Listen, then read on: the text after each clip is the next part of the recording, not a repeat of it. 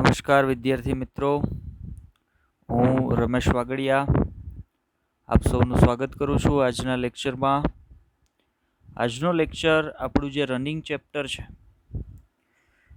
એ ધોરણ 12નું છઠ્ઠું ચેપ્ટર છે, આનુવંશિકતાનો આણ્વીય આધાર. એના પરનો 24મો લેક્ચર છે. અગાઉ આ ચેપ્ટરના ખૂબ જ અગત્યના એવા 23 લેક્ચરની આપણે વાત કરી ગયા છીએ. છેલ્લા લેક્ચરની વાત કરીએ કે જેના પછી આપણે 2 દિવસ લેક્ચરમાં ગેપ આવી ગયો હતો. એક દિવસ રવિવાર જે દિવસે ટેસ્ટ લીધી હતી આપણે અને પછીના એક દિવસે રક્ષાબંધનના દિવસે આપણે રજા રાખી હતી. ત્યાર પછી આજના લેક્ચરમાં એટલે કે આજે 24મો લેક્ચર આપણે જે જોવાના છે એના સંદર્ભ આપણે વાત કરીએ તો 24મા લેક્ચર સંદર્ભે આપણે આ ચેપ્ટરના એન્ડ પોર્શન તરફ મતલબ છેલ્લા ટોપિક તરફ આગળ વધીએ છીએ. છેલ્લા લેક્ચરમાં એટલે કે 22 અને 23 બે લેક્ચરની આપણે વાત કરીએ તો એની અંદર આપણે એક ટોપિક ભણ્યા હ્યુમન જીનોમ પ્રોજેક્ટ, અને એના પછીનો એટલે કે છેલ્લો જે ટોપિક છે આપણા ચેપ્ટરનો એ છે ડીએનએ ફિંગર પ્રિન્ટિંગ, કે જેના વિશે આજના લેક્ચરમાં આપણે ચર્ચા કરવાના છીએ. હ્યુમન જીનોમ પ્રોજેક્ટ વિશે ઘણી બધી અગત્યની બાબતોની આપણે ચર્ચા કરી, જેમ કે હ્યુમન જીનોમ પ્રોજેક્ટના લક્ષ્યાંકો શું હતા, હ્યુમન જીનોમ પ્રોજેક્ટ અંતર્ગત હ્યુમન જીનોમના કેવા કેવા લક્ષણોની માહિતી છે એ પ્રાપ્ત થઈ, હ્યુમન જીનોમ પ્રોજેક્ટ કઈ સાલમાં શરૂ થયો હતો, કોણે શરૂઆત કરી હતી, કયા કયા દેશોની ભાગીદારી હતી, કેટલા વર્ષો સુધી પ્રોજેક્ટ ચાલ્યો, આ તમામ માહિતીઓ સંદર્ભ આપણે હ્યુમન જીનોમ પ્રોજેક્ટની વાત પૂર્ણ કરી. ત્યાર પછી આજના લેક્ચરથી આપણે એક નવો ટોપિક એટલે કે જે આપણા ચેપ્ટરનો છેલ્લો ટોપિક છે ડીએનએ ફિંગર પ્રિન્ટિંગ, એની શરૂઆત કરવાના છીએ. જેમ હ્યુમન જીનોમ પ્રોજેક્ટ જે આખો ટોપિક છે એને આપણે 2 ભાગમાં ડિવાઈડ કરી અને 2 લેક્ચરની અંદર જોયો, તો એમ આપણે ડીએનએ ફિંગર પ્રિન્ટિંગ માટે પણ એવું જ કરવાના છીએ. ડીએનએ ફિંગર પ્રિન્ટિંગનો જે સંપૂર્ણ ટોપિક છે એને આપણે 2 ભાગની અંદર ડિવાઈડ કરી અને સંપૂર્ણ ટોપિકની એકદમ ડિટેલથી માહિતી છે એ પ્રાપ્ત કરવાના છીએ. જે એનસીઆરટીમાં આપ્યું છે એનસીઆરટીથી બહાર જઈ અને જે કાંઈ માહિતીઓ ગ્રહણ કરવી પડશે એને પણ આપણે જોશું. તો ડીએનએ ફિંગર પ્રિન્ટિંગ સંદર્ભે આજના લેક્ચરમાં આપણે જે માહિતીની વાત કરવાના છીએ એના વિશે વાત કરીએ તો ડીએનએ ફિંગર પ્રિન્ટિંગ એટલે શું છે એના વિશે આપણે વાત કરવાના છીએ. ડીએનએ ફિંગર પ્રિન્ટિંગનો આધાર શું છે એના વિશે આજે આપણે વાત કરવાના છીએ. ડીએનએ ફિંગર પ્રિન્ટિંગ છે એ ડીએનએના કયા પોર્શન સંદર્ભે ઉપયોગમાં લેવામાં આવે છે? સંપૂર્ણ ડીએનએ ફિંગર પ્રિન્ટિંગમાં ઉપયોગમાં લેવામાં આવે છે કે સંપૂર્ણ જે હ્યુમન જીનોમ છે એનો કોઈ નાનો ભાગ છે એ ડીએનએ ફિંગર પ્રિન્ટિંગમાં ઉપયોગમાં લેવામાં આવે છે? એના સંદર્ભની ચર્ચા છે એ આજના લેક્ચરમાં આપણે કરવાના છીએ. ચાલો તો લેક્ચરની શરૂઆત કરીએ અને ટોપિક તરફ આગળ વધીએ આપણે. તો મેં તમને કીધું એમ આજે આપણે ડીએનએ ફિંગર પ્રિન્ટિંગની વાત કરવાના છીએ, પણ એના પહેલાં તમે ફિંગરપ્રિન્ટ આવો શબ્દ બીજે ક્યાંય પણ સાંભળ્યો હોય અથવા તો આ શબ્દથી આપણે પરિચિત હોઈએ. તમારી સામે સ્લાઇડ પર એક આકૃતિ તમને દેખાય છે. આ આકૃતિ માટે આપણે ફિંગરપ્રિન્ટ એવો શબ્દ વાપરીએ છીએ. આજનો જે ટોપિક છે, ઓકે અહીંયા સેજ ભૂલ છે, આપણી ઉપર લખાણું છે ડીએનએ ફિંગરપ્રિન્ટ લખાણું છે. આપણે જે ટોપિકની ચર્ચા કરવાના છીએ આપણે ટાઇટલમાં એના વિશે વાત કરી દીધી છે તમને, પણ આપણી સામે જે છે એ ખરેખર શું છે? ફિંગરપ્રિન્ટ છે, ડીએનએ ફિંગરપ્રિન્ટ નથી. ઓકે, તો ફિંગરપ્રિન્ટ એટલે શું છે? તો આપણે જાણીએ છીએ કે ભાઈ દરેક વ્યક્તિ છે એના જે આંગળીઓ છે એ આંગળીઓની છાપને આપણે એની ફિંગરપ્રિન્ટ કહીએ છીએ. અને ફિંગરપ્રિન્ટ દરેક મનુષ્યનું એક યુનિક લક્ષણ છે, આપણે એમ કહી શકીએ. માનો અત્યારના સમયની અંદર ઘણી બધી સિરિયલો એવી આવતી હોય, ખાસ એક જે ખૂબ પ્રખ્યાત છે એવી એક સિરિયલની હું તમને વાત કરું, સીઆઈડી, ક્રાઇમ ઇન્વેસ્ટિગેશન ડિપાર્ટ. આવી એક સિરિયલ ઘણા બધા વર્ષોથી ચાલે છે અને હજી પણ ચાલતી આવે છે. એની અંદર આપણે ઘણી બધી વખત એવું જોયું હોય કે ભાઈ કોઈ જગ્યાએ ક્રાઇમ સ્પોટ થાય છે અથવા તો ક્રાઇમ થાય છે, કોઈ મર્ડર ક્રાઇમ હોય, કોઈ પણ પ્રકારનો માનો ક્રાઇમ છે, તો એ જગ્યાએ જઈ અને પહેલાં વહેલાં એ લોકો શું કરે તો ભાઈ એ લોકો કાચની વસ્તુ પર, કાચનો ગ્લાસ છે, કપ છે, એના પર જેટલા પણ ફિંગરપ્રિન્ટ આંગળીઓની છાપ હોય ને એને લઈ લે. શું કામ? એનાથી શું ફાયદો થવાનો છે? તો એક વસ્તુથી પહેલાં સ્પષ્ટ થઈ જાય કે વિશ્વના દરેક વ્યક્તિની ફિંગરપ્રિન્ટ એટલે કે આંગળીની છાપ છે ને યુનિક હોય. કોઈ બે વ્યક્તિની આંગળીની છાપ ક્યારેય પણ સમાન હોઈ શકે નહીં. ફિંગરપ્રિન્ટ છે એ દરેક વ્યક્તિનું યુનિક લક્ષણ છે.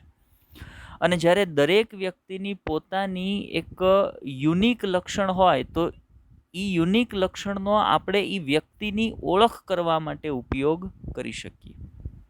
મતલબ ફિંગરપ્રિન્ટ વિશે આપણે જાણીએ છીએ. આજે જેના વિશે આપણે વાત કરવાના છીએ ડીએનએ ફિંગરપ્રિન્ટ છે, પણ એના જેવી જ એક બાબતથી આપણે પરિચિત છીએ. એ શું છે? એ ફિંગરપ્રિન્ટ છે કે જેનાથી વ્યક્તિની ઓળખ છે એ થઈ શકતી હોય. માનો આપણે અહીંયા આપણા ખાસ કરીને ગુજરાતની ને એમ વાત કરીએ તો અહીંયા કોઈ એવા કરાર કરવામાં આવતા હોય, કોઈ એવા લખાણ હોય જ્યાં વ્યક્તિની સાબિતી લેવાની હોય, તો ત્યાં પણ આપણે જોયું હોય તો થંબ પ્રિન્ટ છે એ આપણે અંગૂઠાની છાપ છે એ અંગૂઠો લેતા હોય, અંગૂઠાની છાપ લેતા હોય કે જેનાથી વ્યક્તિની ઓળખ કરી શકાય. કારણ તો ભાઈ એક વસ્તુ સ્પષ્ટ છે કે બે વ્યક્તિઓની ફિંગરપ્રિન્ટ આંગળીઓની છાપ છે એ સમાન ક્યારેય હોઈ શકે નહીં. એવી જ રીતે જેમ બે વ્યક્તિઓની આંગળીઓની છાપ ક્યારેય સમાન ન હોઈ શકે, એવી જ રીતે દરેકે દરેક વ્યક્તિનું ડીએનએનું બંધારણ છે ને એ એકબીજાથી અલગ હોઈ શકે. હોઈ શકે નહીં, હોય જ છે. આપણે એવો શબ્દ પણ વાપરી શકીએ. આપણે જાણીએ છીએ કે ભાઈ એક વ્યક્તિથી બીજો વ્યક્તિ ઈ બે સગા ભાઈ હશે કે પછી એક જ પિતૃના બે સંતાનો વિશે આપણે વાત કરીએ કે નજીકના સગા સંબંધી વિશે વાત કરીએ, તો એ દરેક વ્યક્તિ વચ્ચે કંઈક ને કંઈક લક્ષણોનો તફાવત છે એ આપણને જોવા મળે છે. અને આપણે એવું પણ જાણીએ છીએ કે સજીવના દરેકે દરેક સ્વરૂપ પ્રકાર એટલે કે દરેકે દરેક શારીરિક લક્ષણ માટે જવાબદાર કોણ છે? તો ભાઈ એનું જનીન દ્રવ્ય, એના જનીનિક લક્ષણ એટલે કે એનું જે ડીએનએ છે ને એના માટે જવાબદાર છે. અને દરેક વ્યક્તિ એકબીજાથી અલગ છે એનો અર્થ પણ એવો થાય છે કે દરેક વ્યક્તિનો ડીએનએ છે એ એકબીજાથી અલગ છે. તો જેવી રીતે ફિંગરપ્રિન્ટ આંગળીઓની છાપ યુનિક છે, એવી જ રીતે દરેકે દરેક વ્યક્તિનું ડીએનએ છે એ પણ એકબીજાથી યુનિક હશે, એકબીજાથી અલગ હશે. તો જેવી રીતે આંગળીઓની છાપનો વ્યક્તિની ઓળખ કરવા માટે ઉપયોગ થઈ શકે, એવી જ રીતે ડીએનએની છાપનો પણ વ્યક્તિની ઓળખ કરવા માટે ઉપયોગ થઈ શકે. અને એ ડીએનએની છાપ, એ ડીએનએનો નકશો, એને જ આપણે શું કહીએ છીએ? તો ભાઈ એને જ આપણે ડીએનએ ફિંગરપ્રિન્ટ તરીકે ઓળખીએ છીએ. અત્યારે જેની વાત સ્લાઇડ તમારી સામે સ્લાઇડમાં જે આકૃતિ છે એ ફિંગરપ્રિન્ટની છે. આપણે આજના ટોપિકમાં શેની વિશે વાત કરવાના છે? તો આજના ટોપિકમાં આપણે વાત કરવાના છે ડીએનએ ફિંગરપ્રિન્ટિંગ વિશે.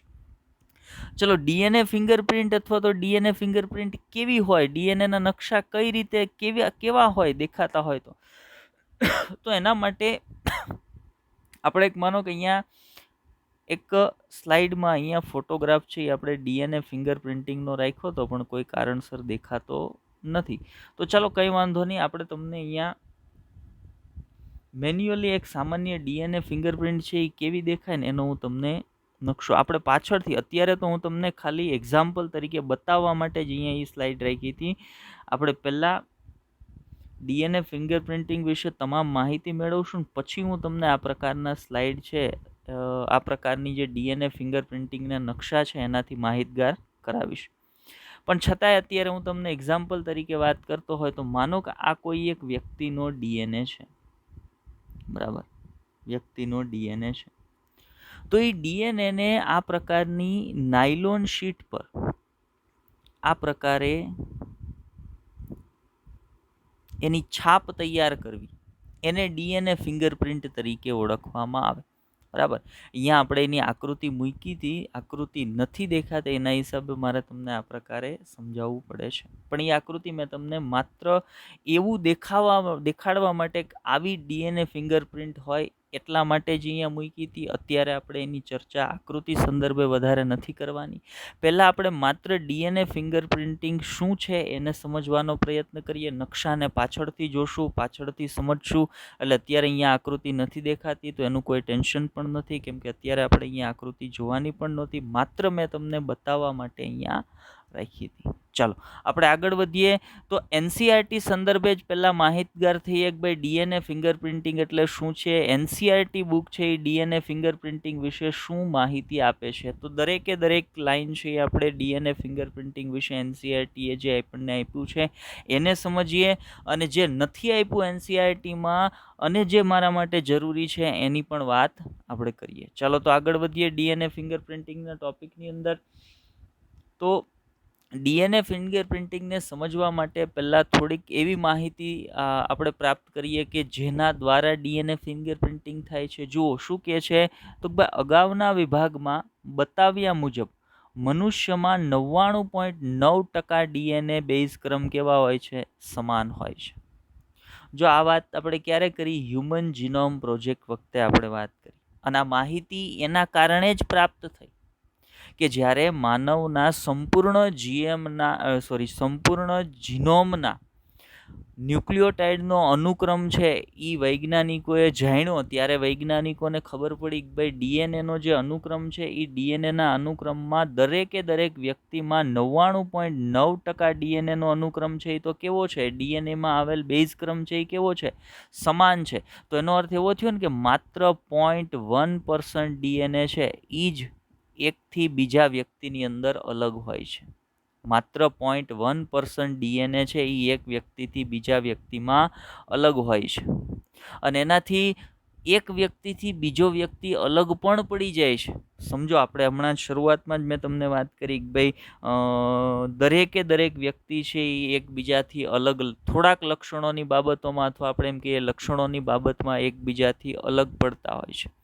તો એ અલગ પડે છે એની પાછળનું કારણ કોણ છે, એનો ડીએનએ છે. કેમ કે વ્યક્તિથી વ્યક્તિનો ડીએનએ અલગ છે, એના કારણે જ વ્યક્તિથી વ્યક્તિ છે એ શારીરિક લક્ષણોની બાબતમાં પણ એકબીજાથી અલગ પડે છે.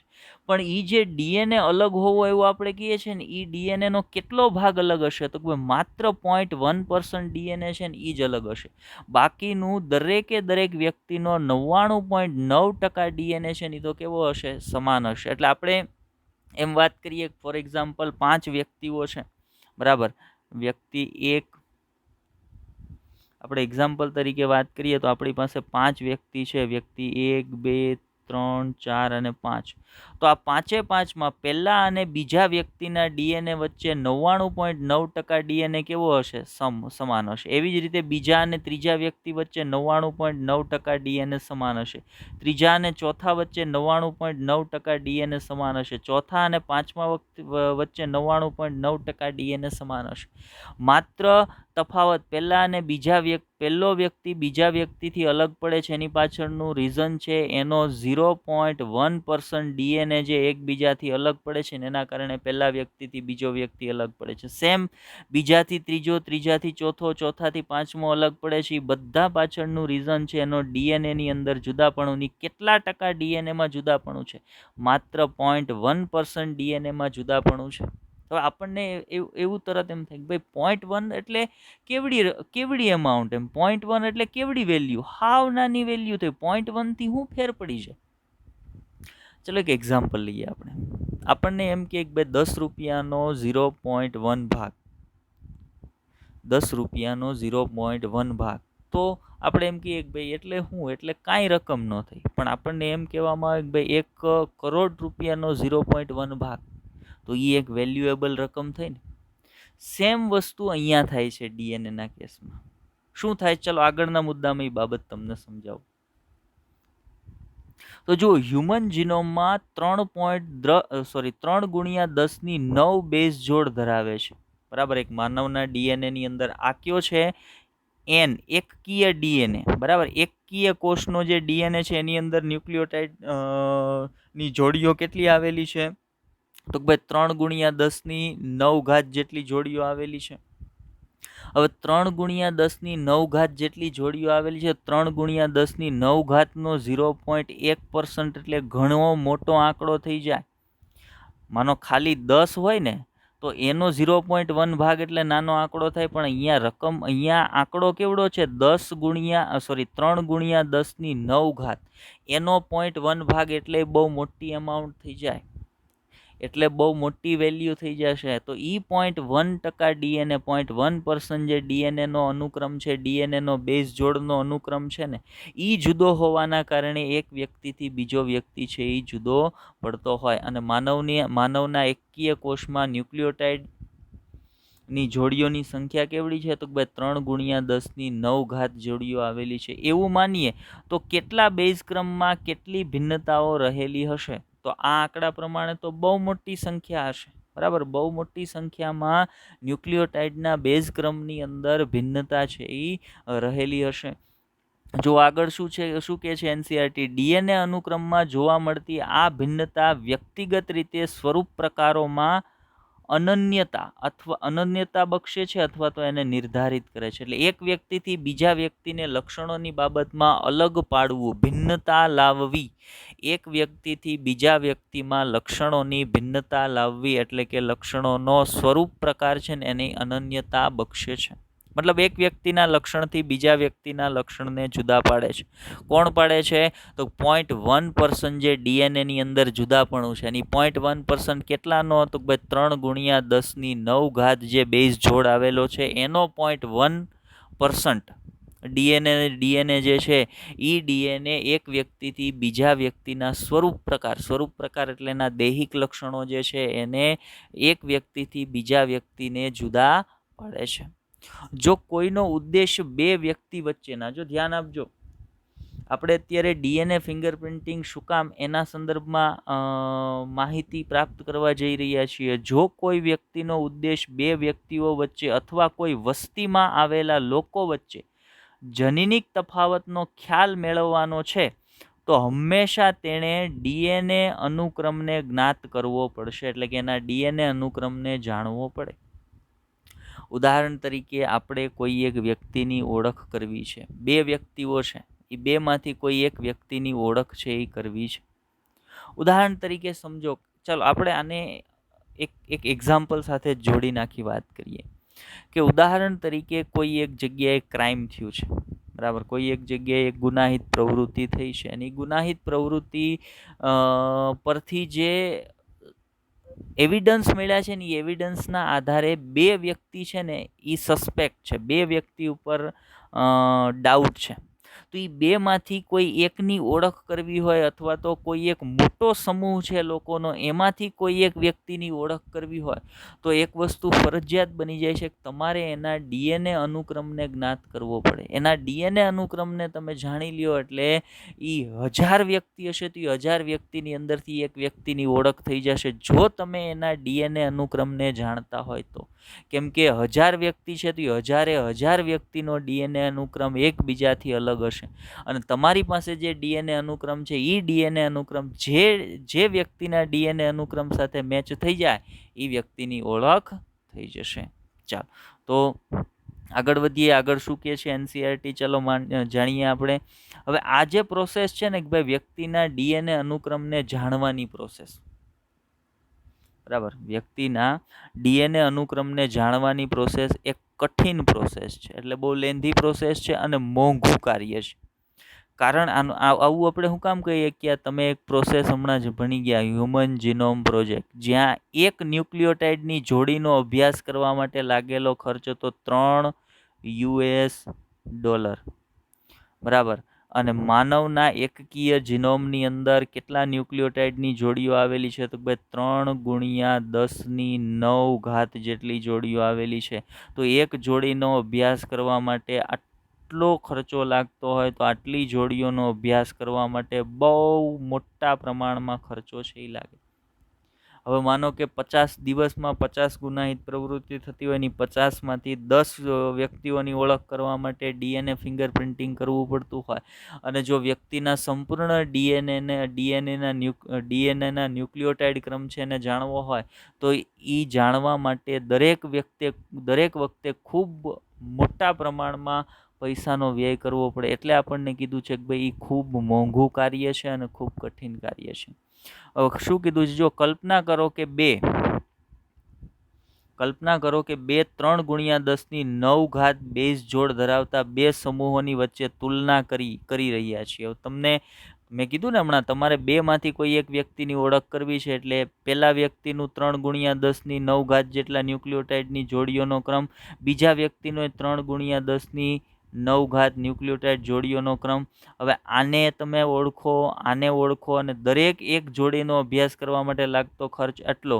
તો આ ખર્ચ કેટલો થઈ જશે આ બેયનું કમ્પેરિઝન કરવા માટે? તો ભાઈ 6 બિલિયન યુએસ ડોલર જેટલો ખર્ચ છે એ થઈ જશે. તો એક વ્યક્તિની ઓળખ કરવા માટે આટલો મોટો ખર્ચ કરવો એ પોસાય નહીં. એનો અર્થ એવો થાય કે આખા ડીએનએની ઓળખ કરવી, આખા ડીએનએનું કમ્પેરિઝન કરીને વ્યક્તિની ઓળખ કરવી જરૂરી નથી. પર એવું શું કામ આપણે કહીએ છીએ? તો ભાઈ 99.9% ડીએનએ તો બધાનો સરખો જ છે, એટલે તમારે આ 3 ગુણ્યા 10 ની 9 ઘાત જેટલી બેઝનો જોડીઓ છે એનો બધાનો અભ્યાસ કરવો જરૂરી છે જ નહીં. માત્ર તમારે સરખામણી અથવા કમ્પેરિઝન કેટલા ટકા ડીએનએનું કરવાનું છે? તો પેલો જે 0.1% ડીએનએ અલગ છે એક વ્યક્તિથી બીજા વ્યક્તિમાં, એ 0.1% ડીએનએનું તમારે કમ્પેરિઝન કરવાનું છે, અને એ કમ્પેરિઝન દ્વારા તમારે ઓળખ કરવાની છે. હવે તમે માત્ર 0.1% ડીએનએની ઓળખ, ડીએનએના ન્યુક્લિયોટાઇડના ક્રમની ઓળખ કરશો, એટલે એક જે કઠિન છે એ થોડુંક સરળ થઈ જશે, અને મોંઘું છે એ આપણા માટે થોડુંક કેવું થઈ જશે? તો ભાઈ વ્યાજબી થઈ જશે. આપણે એવો શબ્દ છે અહીંયા વાપરી શકીએ. ચલો, શું કહે છે એનસીઈઆરટી? ચલો આગળ વાત કરીએ. તો ડીએનએ ફિંગરપ્રિન્ટિંગ કોઈ પણ બે વ્યક્તિઓ વચ્ચેના અનુક્રમોની સરખામણી કરવાની ત્વરિત અને ઝડપી રીત છે. હવે એક બાજુ ઉપરના મુદ્દામાં એમ કીધું કઠિન અને મોંઘું કાર્ય છે, અને બીજી બાજુ એવું કહે છે કે ડીએનએ ફિંગરપ્રિન્ટિંગ કોઈ પણ બે વ્યક્તિઓ વચ્ચેના અનુક્રમની સરખામણી કરવાની ત્વરિત અને ઝડપી રીત છે. શું કામ આવું કીધું છે? ચલો આગળ વધીએ એટલે આપણને આના વિશે હજી થોડાક માહિતગાર થશું, એટલે આપણને આઈડિયા આવશે શું કામ એવું કહે છે. તો જુઓ, ડીએનએ ફિંગરપ્રિન્ટિંગમાં ડીએનએ અનુક્રમમાં આવેલા કેટલાક વિશિષ્ટ પ્રદેશો વચ્ચે જોવા મળતો તફાવત ધ્યાનમાં લેવામાં આવે છે, જેને પુનરાવર્તિત ડીએનએ કહેવાય છે. હવે જુઓ, કેટલોક વિશિષ્ટ, જો ધ્યાન આપવાનું, જો અહીંયાથી ધ્યાન આપવાની બાબત છે, કેટલાક વિશિષ્ટ પ્રદેશો વચ્ચે જોવા મળતા તફાવતને જ ધ્યાનમાં લેવામાં આવે છે, અને એ જે તફાવત ધરાવતા ડીએનએના પ્રદેશ છે એને શું કહેવાય? એને પુનરાવર્તિત ડીએનએ કહેવાય. આઈએમપી બાબત છે, ધ્યાન આપજો કે હ્યુમન જીનોમની અંદર દરેકે દરેક વ્યક્તિના જીનોમનો 99.9% ભાગ છે એ સમાન છે. તો જે 0.1% ભાગ છે, જે એક વ્યક્તિથી બીજા વ્યક્તિમાં તફાવત ધરાવે છે, એ ડીએનએનો કયો ભાગ કહેવાય? તો ભાઈ એને પુનરાવર્તિત ડીએનએ કહેવામાં આવે. અને ડીએનએ ફિંગરપ્રિન્ટિંગની અંદર 100% ડીએનએની તપાસ કરવાની કોઈ જરૂર નથી. માત્ર આ 100%માંથી 0.1% ડીએનએ કે જે એક વ્યક્તિથી બીજા વ્યક્તિમાં અલગ છે, એની જ તપાસ અથવા તો એની જ સરખામણી કરવાની હોય છે. અને ડીએનએ ફિંગરપ્રિન્ટિંગમાં એટલા જ ડીએનએની તપાસ છે એ કરવામાં આવે. ફરી વખત એ મુદ્દાને વાંચો, જો હવે આઈડિયા આવશે. ડીએનએ ફિંગરપ્રિન્ટિંગમાં ડીએનએ અનુક્રમમાં આવેલા કેટલાક વિશિષ્ટ પ્રદેશો વચ્ચે જોવા મળતા તફાવતને જ ધ્યાનમાં લેવામાં આવે છે. જે ડીએનએના ભાગને શું કહેવાય? પુનરાવર્તિત ડીએનએ અથવા રિપીટેટિવ ડીએનએ કહેવાય છે. બરાબર. આખા ડીએનએનું કમ્પેરિઝન ડીએનએ ફિંગરપ્રિન્ટિંગમાં કરવામાં આવતું નથી, માત્ર 0.1% ડીએનએ, અને એ ડીએનએ કેવો ડીએનએ કહેવાય? પુનરાવર્તિત ડીએનએ કહેવાય છે. જુઓ, આ કારણે આ અનુક્રમોમાં ડીએનએનો નાનો ભાગ વારંવાર પુનરાવૃત્ત થાય છે. પુનરાવર્તિત ડીએનએ શું કામ કીધું છે? તો ભાઈ ડીએનએનો આ જે ખંડ છે ને એની અંદર એક નિશ્ચિત ન્યુક્લિયોટાઇડનો અનુક્રમ છે ને વારંવાર રિપીટ થતો હોય. બરાબર. ઉદાહરણ તરીકે હું તમને કહું, અહીંયાથી અહીંયા સુધી આ ડીએનએ છે. બરાબર. તો આ ડીએનએમાં સમજો કે અહીંયા એ ટી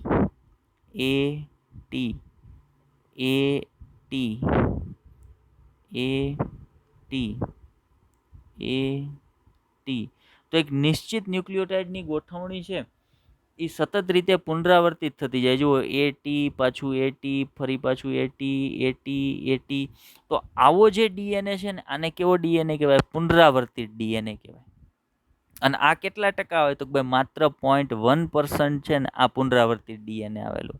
કુલ જે હ્યુમન જીનોમ છે એ હ્યુમન જીનોમનો 0.1% ડીએનએ, કુલ જે માનવનો ડીએનએ છે એનો 0.1% ડીએનએ કેવો હશે? તો ભાઈ એ પુનરાવર્તિત ડીએનએ હશે. એટલે કે એની અંદર એક નિશ્ચિત અનુક્રમ, ડીએનએનો એક નિશ્ચિત અનુક્રમ અથવા તો ડીએનએનો એક નાનો ટુકડો વારંવાર પુનરાવર્તિત થતો હોય. એ નાનો ટુકડો 2 ન્યુક્લિયોટાઇડથી બનેલો હોય, 5 ન્યુક્લિયોટાઇડથી બનેલો હોય, 50 ન્યુક્લિયોટાઇડથી બનેલો હોય. તો એ 50 ન્યુક્લિયોટાઇડથી બનેલો એક વખત ટુકડો, વળી પાછા એના 50 ન્યુક્લિયોટાઇડ, વળી પાછા એના 50 ન્યુક્લિયોટાઇડ, વળી પાછા એના 50 ન્યુક્લિયોટાઇડ. એટલે એને કેવો ડીએનએ કહેવાય? એને પુનરાવર્તિત ડીએનએ તરીકે ઓળખવામાં આવે. કારણ કે આ અનુક્રમોમાં ડીએનએનો નાનો ભાગ વારંવાર પુનરાવૃત્ત છે એ થતો હોય છે. ચલો આગળના મુદ્દામાં શું કહે છે એને સમજીએ. આ પુનરાવૃત્ત ડીએનએ જીનોમિક ડીએનએના સમૂહથી, જીનોમિક ડીએનએ એટલે બાકીનો જે 99.9% ડીએનએ વધ્યો એ જીનોમિક ડીએનએ છે. તો એ જે જીનોમિક ડીએનએના સમૂહથી આ પુનરાવર્તિત ડીએનએ તમે કોની મદદ વડે અલગ કરી શકો? Density gradient centrifugation. એક સેન્ટ્રીફ્યુગેશનની પદ્ધતિ છે જેને ડેન્સિટી ગ્રેડિયન્ટ સેન્ટ્રીફ્યુગેશન તરીકે ઓળખવામાં આવે. તો એ ડેન્સિટી ગ્રેડિયન્ટ સેન્ટ્રીફ્યુગેશનની પદ્ધતિ દ્વારા તમે જીનોમિક ડીએનએથી આ પુનરાવૃત્ત ડીએનએ જે છે એને સરળતાથી અલગ કરી શકો. કઈ રીતે?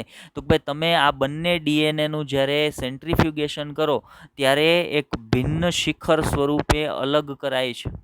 ઉદાહરણ તરીકે માનો કે આ છે એ એક સેન્ટ્રીફ્યુઝ ટ્યુબ છે. આની અંદર તમે સંપૂર્ણ ડીએનએને ભરી દીધો છે. પછી તમે એનું સેન્ટ્રીફ્યુગેશન કરો એટલે સેન્ટ્રીફ્યુગેશન કરતાં તમને એક નાનું શિખર છે એ મળે છે અને એક ખૂબ મોટું શિખર છે એ પ્રાપ્ત થાય છે. શિખર એટલે આ પટ્ટો, એક બેન્ડ. હવે આ મોટો પટ્ટો છે એ ડીએનએનો મોટો ભાગ કે જે 99.9% છે એ બતાવે છે, ને એનાથી અલગ આ નાનો ભાગ બતાવે છે જે પુનરાવર્તિત ડીએનએનો હશે. તો આમ ડેન્સિટી સેન્ટ્રીફ્યુગેશનની પદ્ધતિ દ્વારા તમે ભિન્ન શિખર સ્વરૂપે અથવા તો ભિન્ન પટ્ટાઓ સ્વરૂપે આ ડીએનએને એકબીજાથી અલગીકૃત કરી શકો છો. એટલે કે જીનોમિક ડીએનએને તમે પુનરાવૃત્ત ડીએનએથી સરળતાથી અલગ કરી શકો છો. જો શું કીધું? ડીએનએનો મોટો સમૂહ એક મુખ્ય શિખર બનાવે છે જે આ છે, અને જ્યારે સાથે અન્ય નાના શિખર પણ બને છે જે સેટેલાઇટિક ડીએનએ અથવા એને તમે પુનરાવૃત્ત ડીએનએ તરીકે પણ ઓળખાવી શકો. મતલબ પુનરાવૃત્ત ડીએનએ છે એનું બીજું નામ આપણને પ્રાપ્ત થયું અને સેટેલાઇટિક ડીએનએ તરીકે પણ ઓળખવામાં આવે છે. પુનરાવૃત્ત ડીએનએનું બીજું એક નામ આપણને પ્રાપ્ત થયું અને સેટેલાઇટિક ડીએનએ તરીકે પણ ઓળખવામાં આવે છે. હવે સેટેલાઇટિક ડીએનએ છે ને એની અંદર પાછી ભિન્નતાઓ આવેલી હોય. મતલબ તમે રિપીટેટિવ ડીએનએ કે જેને તમે સેટેલાઇટિક ડીએનએ કહો છો, તો એ સેટેલાઇટિક ડીએનએની રચનામાં કેટલા ન્યુક્લિયોટાઇડ આવેલા છે એના આધારે એને મિની સેટેલાઇટ, માઇક્રો સેટેલાઇટ ને મેક્રો સેટેલાઇટની અંદર ડિવાઈડ છે એ કરવામાં આવે. એ માહિતી એનસીઆરટીની અંદર નથી આપી, પણ આપણે એની વાત કરવાના છીએ. ચલો જોઈએ તો સમજો કે એક રિપીટેટિવ પુનરાવર્તિત ડીએનએનો ટુકડો છે, બરાબર. એની અંદર એક ક્રમ પુનરાવર્તિત થાય છે, A T G C, A T G C, બરાબર. હવે આની અંદર આ છે તો રિપીટેટિવ ડીએનએ જ, કેમ કે એક નિશ્ચિત ક્રમ છે, એક ન્યુક્લિયોટાઇડનો નિશ્ચિત ક્રમ સતત પુનરાવર્તિત થતો જાય એટલે આ પુનરાવર્તિત ડીએનએ થઈ ગયો. પણ આ પુનરાવર્તિત ડીએનએની રચનામાં ન્યુક્લિયોટાઇડ કેટલા છે? તો ભાઈ પુનરાવર્તિત ડીએનએની સંખ્યામાં ન્યુક્લિયોટાઇડ 1, 2, 3, 4, 5, 6, 7 અને 8. હવે જ્યારે કોઈ પણ પુનરાવર્તિત ડીએનએની રચનામાં ન્યુક્લિયોટાઇડની સંખ્યા 1થી લઈ અને 9 અથવા તો 1થી લઈને 9 રાખીએ, ચાલો 1થી લઈ અને 9 જેટલી આવેલી હોય, ત્યારે એને કહેવામાં આવે છે માઇક્રો સેટેલાઇટ. માઇક્રો સેટેલાઇટ, બરાબર. કે પુનરાવર્તિત ડીએનએને જ્યાં આપણે સેટેલાઇટિક ડીએનએ કહીએ છીએ, સેટેલાઇટિક ડીએનએને પાછા વર્ગીકૃત કરવામાં આવે છે. સેટેલાઇટિક ડીએનએ છે એમાં માઇક્રો સેટેલાઇટ હોય તો ભાઈ પુનરાવર્તિત ડીએનએનો એવો ટુકડો કે જેની અંદર 1થી લઈ અને 9 ન્યુક્લિયોટાઇડ જ આવેલા હોય તો એને માઇક્રો સેટેલાઇટ કહેવાય. હવે બીજા ભાગ પર જઈએ. માનો માઇક્રો સેટેલાઇટ મને ખબર પડી ગઈ. હવે મિની સેટેલાઇટની વાત કરીએ તો સમજો કે આ એક ડીએનએ નો ટુકડો છે. એની અંદર એક નિશ્ચિત ન્યુક્લિયોટાઇડનો ક્રમ એટલે કે ATG,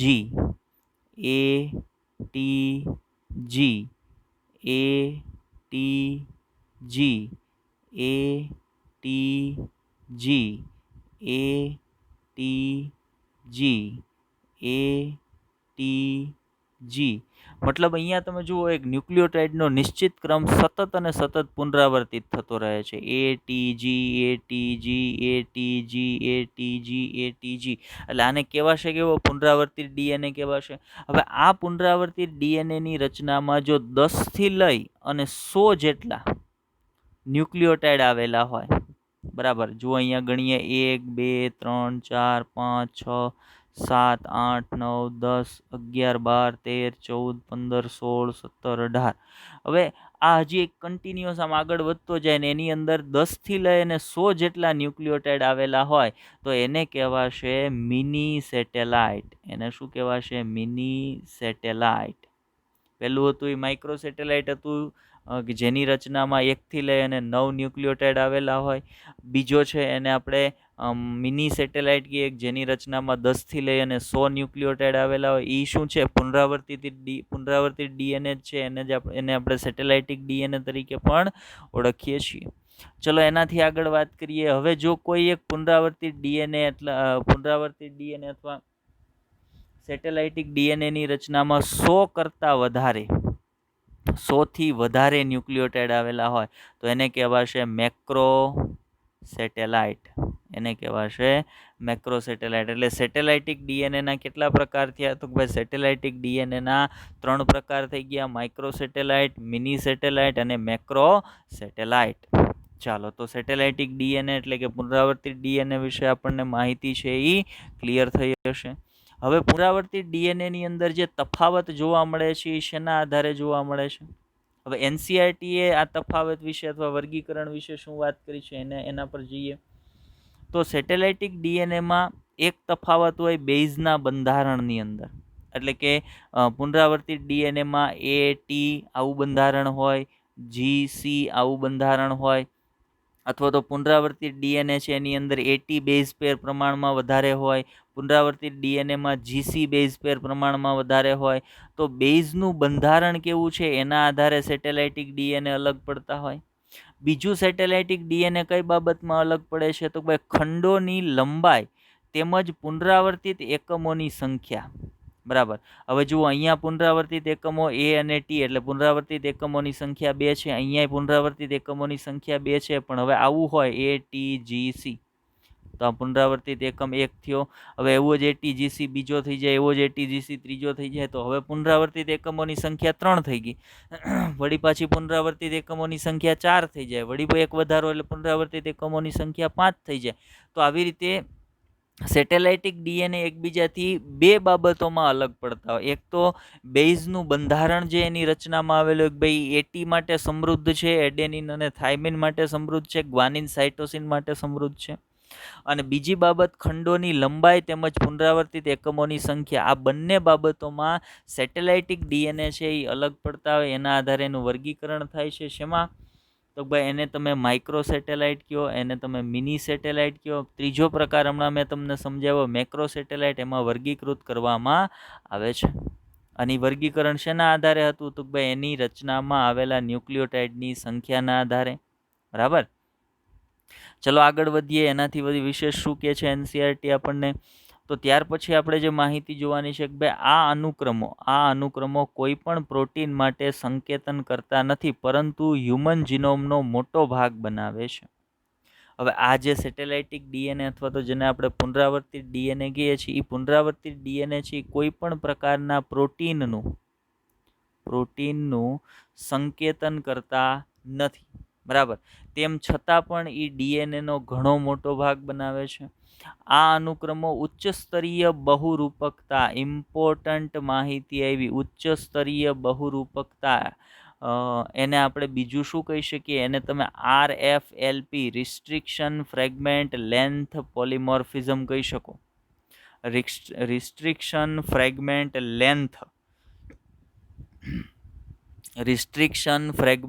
લેન્થ પોલિમોર્ફિઝમ તરીકે ઓળખાવી શકો, જેને આપણે બહુરૂપકતા પણ કહીએ છીએ. એ ધરાવે છે કોણ? આ જે સેટેલાઇટિક ડીએનએ છે એ શું ધરાવે છે? તો ભાઈ બહુરૂપકતા ધરાવે છે. એના માટે બીજો શબ્દ તમે શું વાપરી શકો? Restriction fragment length polymorphism. જે ડીએનએ ફિંગરપ્રિન્ટિંગનો આધાર છે. ઇમ્પોર્ટન્ટ માહિતીને પૂછાઈ શકે, પૂછાવાની શક્યતા ખૂબ જ વધારે એવો એક પ્રશ્ન બને છે અહીંયા કે ડીએનએ ફિંગરપ્રિન્ટિંગનો આધાર કોણ છે? તો ડીએનએ ફિંગરપ્રિન્ટિંગનો આધાર RFLP, restriction fragment length polymorphism. NCERTની અંદર આ માહિતી છે નહીં, રિસ્ટ્રિક્શન ફ્રેગમેન્ટ લેન્થ પોલિમોર્ફિઝમની, તો એને નોટ કરજો અને ઇમ્પોર્ટન્ટ માહિતી છે મગજમાં રાખજો કે ભાઈ RFLPનું પૂરું નામ શું થાય? ડીએનએ ફિંગરપ્રિન્ટિંગનો આધાર કોણ છે? તો ભાઈ રિસ્ટ્રિક્શન ફ્રેગમેન્ટ લેન્થ પોલિમોર્ફિઝમ એ ડીએનએ ફિંગરપ્રિન્ટિંગનો આધાર છે. બીજા શબ્દમાં એને સરળ ભાષામાં એને તમે બહુરૂપકતા તરીકે પણ ઓળખાવી શકો છો. હવે બહુરૂપકતા એટલે શું? તો એક વસ્તુ તમે ધ્યાન આપી હોય કે ભાઈ આ જે ભાગ છે એ કુલ ડીએનએ નો કેટલો છે? 0.1%. અને આ 0.1% એવો 0.1% ભાગ જ એવો ભાગ છે કે જે વ્યક્તિથી વ્યક્તિમાં જુદો છે. એના કારણે જ વ્યક્તિથી વ્યક્તિ જુદો પડે છે. તો બહુરૂપકતા હોવી એટલે શું? બહુરૂપકતા હોવી એટલે ભિન્નતા હોવી. બહુરૂપકતાનો અર્થ શું થાય? બહુરૂપકતાનો અર્થ થાય ભિન્નતા હોવી. હવે આ પુનરાવર્તિત ડીએનએ કે સેટેલાઇટિક ડીએનએ જ એક વ્યક્તિથી બીજા વ્યક્તિને અલગ પાડતું હોય તો એ વસ્તુ 100%ની છે. સેટેલાઇટિક ડીએનએ એક જે વ્યક્તિના ડીએનએથી બીજા વ્યક્તિના ડીએનએમાં અલગ હશે ને. તો આપણે એવું કહી શકીએ ને કે સેટેલાઇટિક ડીએનએ બહુરૂપકતા ધરાવે છે, તો વ્યક્તિથી વ્યક્તિમાં ભિન્નતા ધરાવે છે. અને એ ભિન્નતા માટે જ શબ્દ શું વપરાય? RFLP, restriction fragment length polymorphism. એને વધારે ડિટેલમાં ભણીએ તો RFLP એને એટલા માટે નામ આપવામાં આવેલું છે કે એક ઉત્સેચક, જેને રિસ્ટ્રિક્શન ઉત્સેચકો કહેવાય, જે ડીએનએની કાપણીનું કામ કરે છે, કે જે ડીએનએની એક નિશ્ચિત સ્થાનથી ઓળખ કરી, જેને એની પેલેન્ડ્રોમિક શૃંખલા કહેવાય, તો એ નિશ્ચિત સ્થાનથી ઓળખ કરીને ડીએનએની કાપણી કરે છે. તો એ ડીએનએની કાપણી છે એ વિવિધ ભિન્નતા ધરાવતા રિસ્ટ્રિક્શન ઉત્સેચક છે એ ડીએનએને વિવિધ ભિન્નતા ધરાવતા ટુકડાઓની અંદર વિભાજિત કરે છે.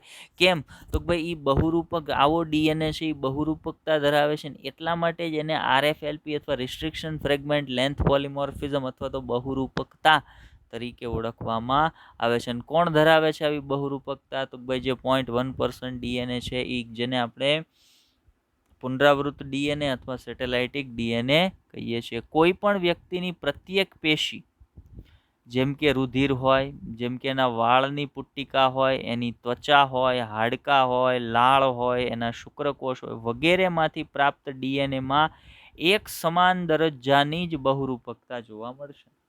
હવે આ કોઈ એક વ્યક્તિની વાત થાય છે. ઉદાહરણ તરીકે હું મારું જ એક્ઝામ્પલ તમને આપું. મારા વાળની પુટ્ટિકા હોય, એટલે વાળનું જે મૂળ હોય, તમે ઘણી વખત વાળ જોરથી ખેંચો એટલે વાળનો જે છેડાનો ભાગ હોય ત્યાં સફેદ રંગનું તમને એક હેર રૂટ, વાળનું મૂળ છે એ દેખાય. તો મારો વાળનું મૂળ હોય એની અંદરથી ડીએનએ પ્રાપ્ત કરવામાં આવે, મારા રુધિરની અંદરથી ડીએનએ પ્રાપ્ત કરવામાં આવે. હવે રુધિરની અંદરથી ડીએનએ પ્રાપ્ત કરવો એટલે એમ ન વિચારતા કે ભાઈ રુધિરમાં તો રક્તકોષો હોય ને એમાં ક્યાં કોષ કેન્દ્ર હોય તમને ડીએનએ મળે. રુધિરની અંદર રક્તકોષો ઉપરાંત શ્વેત કોષો હોય, જેની અંદર કોષ કેન્દ્ર હોય ને જેની અંદરથી ડીએનએ પણ પ્રાપ્ત થાય. તો એવા રુધિર કોષોમાંથી ડીએનએ લેવામાં આવે, મારી ત્વચાના કોષમાંથી લેવામાં આવે, મારા હાડકાની અંદરથી, મારા લાળ રસના જે કોષો છે એની અંદરથી, કે મારા શુક્રકોષોમાંથી કોઈ પણની અંદરથી ડીએનએ પ્રાપ્ત કરવામાં આવે તો મારા દરેકે દરેક પેશીના કે દરેકે દરેક અંગના કોષમાંથી પ્રાપ્ત કરવામાં આવેલ ડીએનએ કેવો હશે? તો ભાઈ સમાન હશે. અને એની અંદર બહુરૂપકતા કેવી હશે? તો ભાઈ એની અંદર બહુરૂપકતા પણ કેવી હશે? સમાન હશે. એક જ સમાન દરજ્જાની બહુરૂપકતા જોવા મળે છે. આગળ વધીએ એનાથી, જે ફોરેન્સિક એપ્લિકેશનમાં એક ઓળખ સાધન તરીકે ઉપયોગી છે. હવે એક વસ્તુ તો ફિક્સ થઈ ગઈ કે વ્યક્તિથી વ્યક્તિ, જો ધ્યાન આપજો, હવે જે હું મુદ્દો સમજાવું છું એના પર ખાસ ધ્યાન આપજો કે વ્યક્તિથી વ્યક્તિ જુદો છે. લક્ષણોની બાબતમાં એક વ્યક્તિથી બીજો વ્યક્તિ જુદો છે.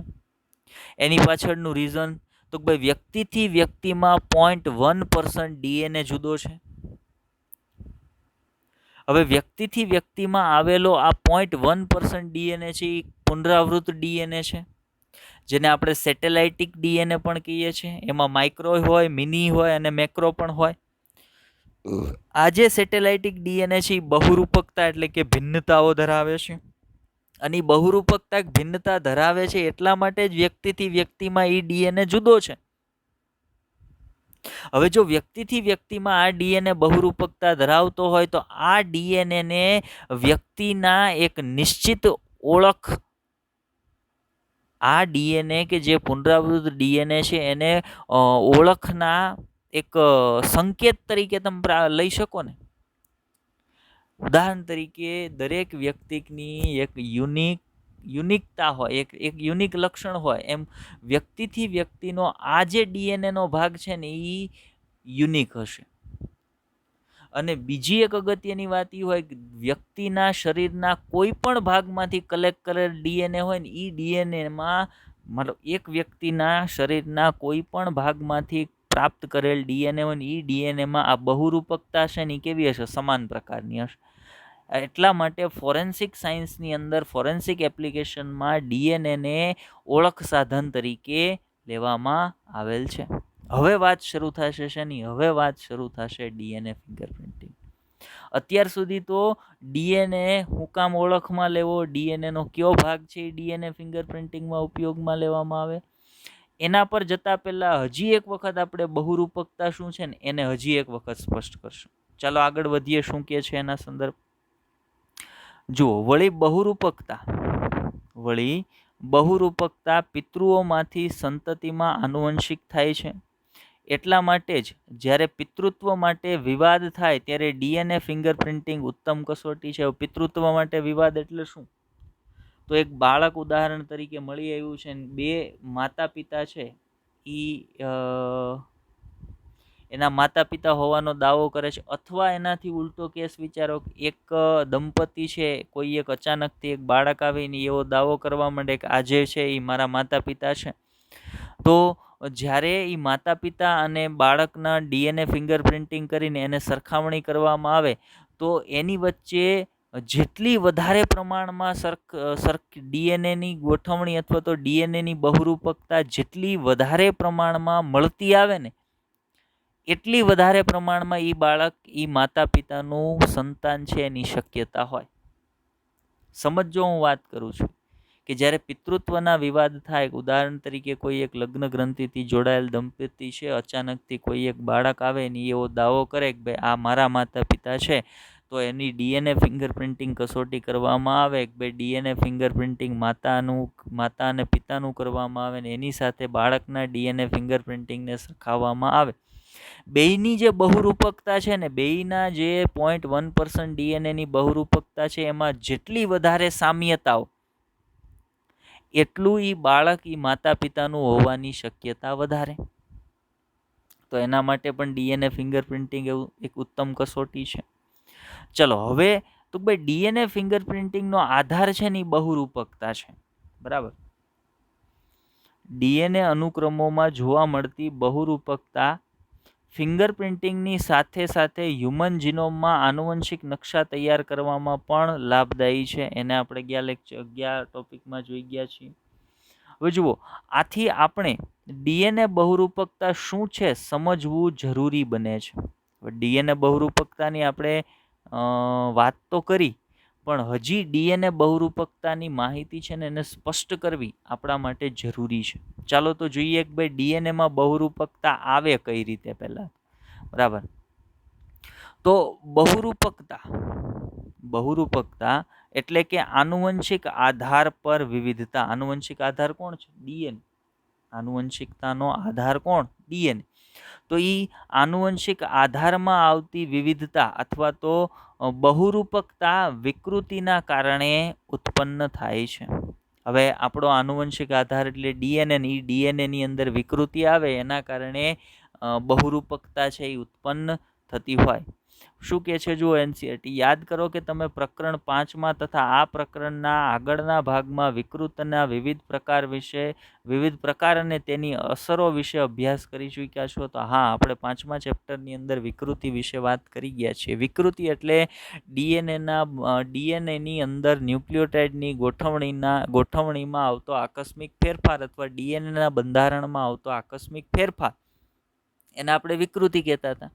હવે આ બહુરૂપકતા આવવાનું કારણે શું છે? આ બહુરૂપકતા આવવાનું કારણે વિકૃતિ જ છે. બરાબર. સમજો કે હું તમને વાત કરું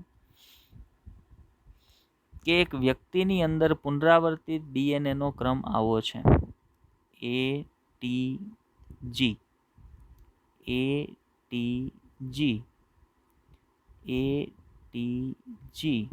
બરાબર.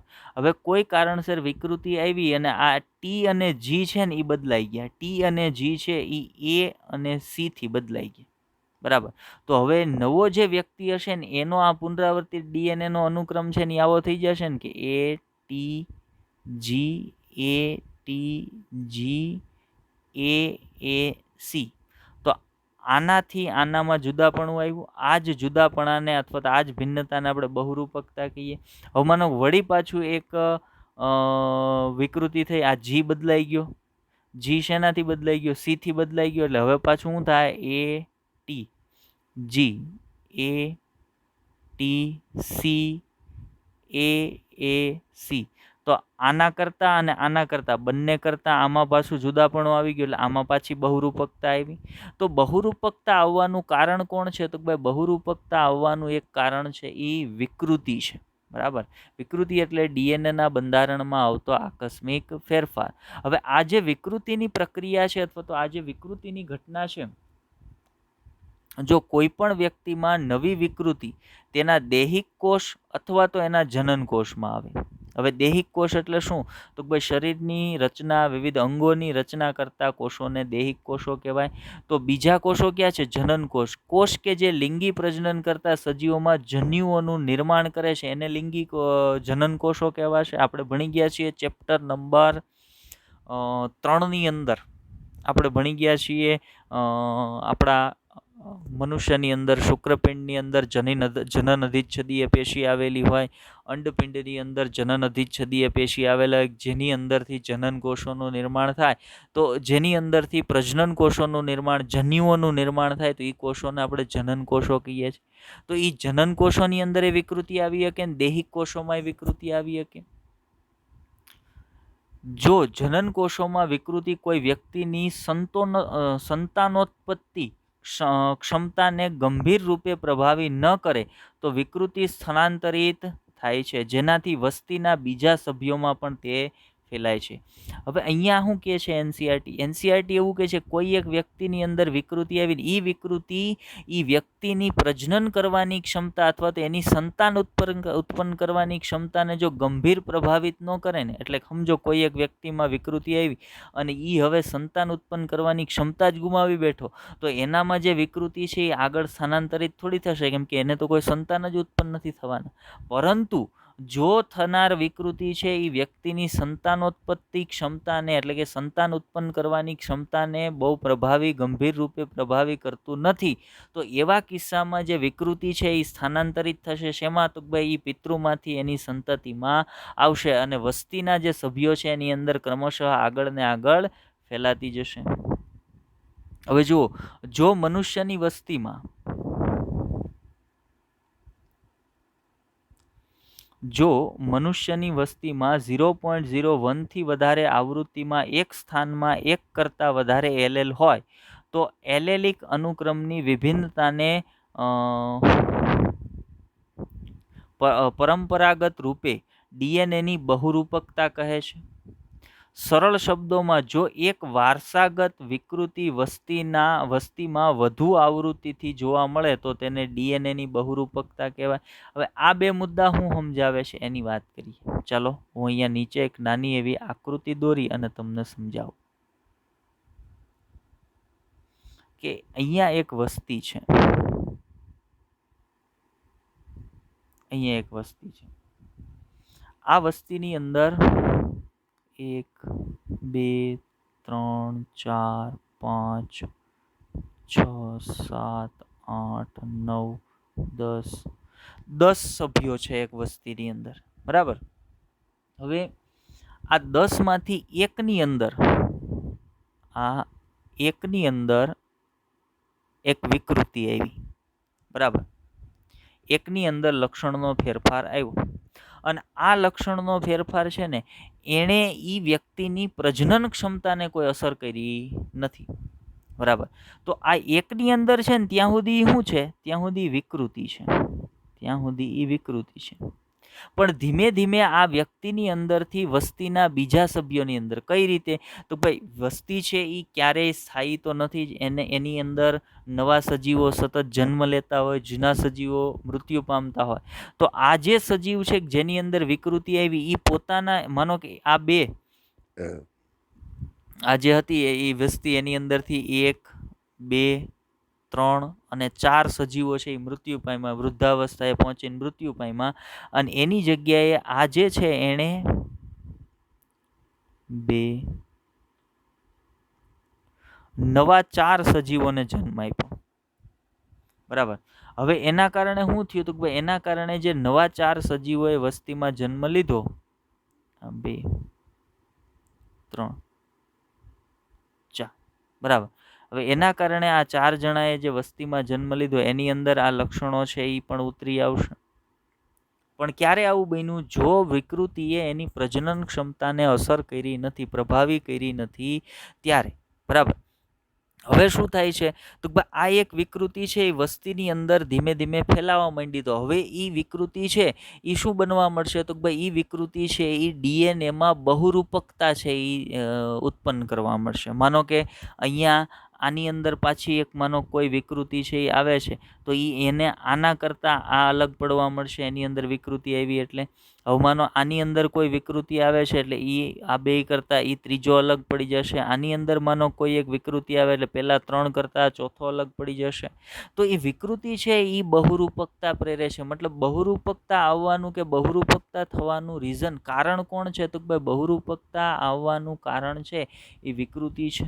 જુઓ સરળ શબ્દોમાં, પાછો ઉપરનો મુદ્દો વાંચો. સરળ શબ્દોમાં, જો એક વારસાગત વિકૃતિ વસ્તીના વધુ આવૃત્તિથી મળે તો એને ડીએનએની બહુરૂપકતા કહેવાય. વારસાગત વિકૃતિ એટલે આ પિતૃ હતો એની અંદરથી એની સંતતિમાં આ વિકૃતિ છે એ આવે છે, જે એની સંતતિમાં લક્ષણોનું જુદાપણું પ્રેરે છે. અને આ જ લક્ષણોના જુદાપણાને બહુરૂપકતા તરીકે ઓળખવામાં આવે છે. ચાલો, તો બહુરૂપકતા શું છે એનો આઈડિયા હવે આપણને આવી ગયો હશે. મેં તમને કીધું એમ કે આપણે ડીએનએ ફિંગરપ્રિન્ટિંગને 2 ભાગમાં ડિવાઈડ કરી નાખ્યું છે. તો આજના લેક્ચરની અંદર ડીએનએ ફિંગરપ્રિન્ટિંગનો આધાર કોણ છે ને એના વિશે આપણે સમજ્યા કે ભાઈ બહુરૂપકતા શું છે, સેટેલાઇટિક ડીએનએ કોને કહેવાય, પુનરાવૃત્ત ડીએનએ શું છે, પુનરાવર્તિત રિપીટેટિવ ડીએનએ શું છે. આ બધી માહિતી છે. વિકૃતિ છે એ બહુરૂપકતા આવવાનું કારણ છે. ડીએનએમાં ભિન્નતા આવવાનું કારણ છે એ બહુરૂપકતા છે. 0.1% ડીએનએ છે એ જ માત્ર વ્યક્તિથી વ્યક્તિમાં જુદો હોય ને એના કારણે જે એક વ્યક્તિથી બીજા વ્યક્તિના લક્ષણો છે એ જુદા પડે છે. આ બધી માહિતીઓની ચર્ચા આપણે આજના લેક્ચરની અંદર કરી. હવે ડીએનએ ફિંગરપ્રિન્ટિંગની પદ્ધતિ શું છે, કેટલા એની અંદર સ્ટેપ હોય, કોના પછી કયા કાર્ય પછી કયા કાર્ય કરવામાં આવે, આ બધી વાત છે ને આપણે નેક્સ્ટ લેક્ચરની અંદર કરશું. આજના લેક્ચરની અંદર ડીએનએ ફિંગરપ્રિન્ટિંગ આગળ જે આખી પ્રોસિજર આપણે ભણવાની છે એના માટે જે બેઝિક માહિતી કે ભાઈ સેટેલાઇટિક ડીએનએ શું છે, પુનરાવૃત્ત ડીએનએ શું છે, આ જે બેઝિક માહિતીની મારે જરૂર હતી એ આપણે તમને આજના લેક્ચરની અંદર પૂરી પાડી દીધી છે. હવે આપણે એક કામ કરીએ, હોમવર્કના ક્વેશ્ચન જે ગયા લેક્ચર પર આધારિત હશે. તો ગયા લેક્ચરમાં આપણે તમને શું ભણાવ્યું હતું? હ્યુમન જીનોમ પ્રોજેક્ટ છે એ ભણાવ્યો હતો. તો એના આધારે થોડા ક્વેશ્ચન આન્સર છે એ તમને કરી લઈએ, એટલે કે હોમવર્કના ક્વેશ્ચન છે એ તમને આપી દઈએ.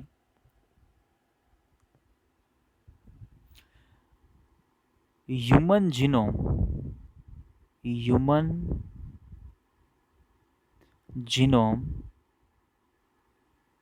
નો ખાલી જગ્યા ભાગ, હ્યુમન જીનોમનો ખાલી જગ્યા ભાગ પ્રોટીનનું સંકેતન કરે છે. પ્રશ્ન આવો છે, હ્યુમન જીનોમનો ખાલી જગ્યા કરતા ઓછો ભાગ પ્રોટીનનું સંકેતન કરે છે. બરાબર, આપણે તમને હ્યુમન જીનોમ પ્રોજેક્ટ વખતે આની માહિતી છે એ આપેલ છે. બીજું, હ્યુમન જીનોમની અંદર સૌથી વધારે ન્યુક્લિયોટાઇડ ધરાવતું જે જનીન છે, મતલબ સૌથી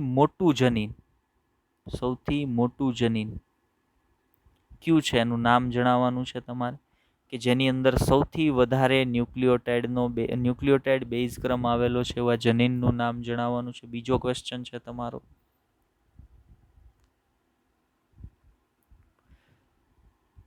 ત્રીજો ક્વેશ્ચન તમારો છે, સૌથી વધારે જનીનો કયા રંગસૂત્ર પર આવેલા છે? આપણે પૂછ્યું છે તમને રંગસૂત્ર. સૌથી વધારે જનીન કયા રંગસૂત્ર પર છે? આના જ પ્રશ્નમાં પહેલો વિભાગ શું છે? સૌથી વધારે જનીનો કયા રંગસૂત્ર પર છે, અને એમાં બીજો સૌથી ઓછા જનીનો કયા રંગસૂત્ર પર આવેલા હશે? આ તમારો ક્વેશ્ચન નંબર 3 છે, ત્રીજો ક્વેશ્ચન છે. ચાલો, ચોથો ક્વેશ્ચન આપણે તમને આપી દઈએ છીએ કે એક સરેરાશ જનીનના બંધારણમાં કેટલા ન્યુક્લિયોટાઇડ આવેલા હશે? અથવા તો એક સરેરાશ જનીનના બંધારણમાં કેટલા ન્યુક્લિયોટાઇડ આવેલા હશે, અથવા કેટલા બેઝ આવેલા હશે? આ તમારો ચોથો ક્વેશ્ચન થશે. ચાલો, તો આપણે તમને 4 ક્વેશ્ચન આપીએ છીએ આજે હોમવર્કના. તો બધાએ ફરજિયાત ક્વેશ્ચનના આન્સર કરવાના છે કોમેન્ટની અંદર, ફરજિયાત બધાએ. ચાલો, તો આજના લેક્ચરની અંદર બસ એટલું જ. લેક્ચરને ધ્યાનથી જોજો, સમજવાનો પ્રયત્ન કરજો. ન સમજાતી બાબતોને કોમેન્ટ કરજો, આપણે ફરી એક વખત તમને સમજાવીશું. Best of luck.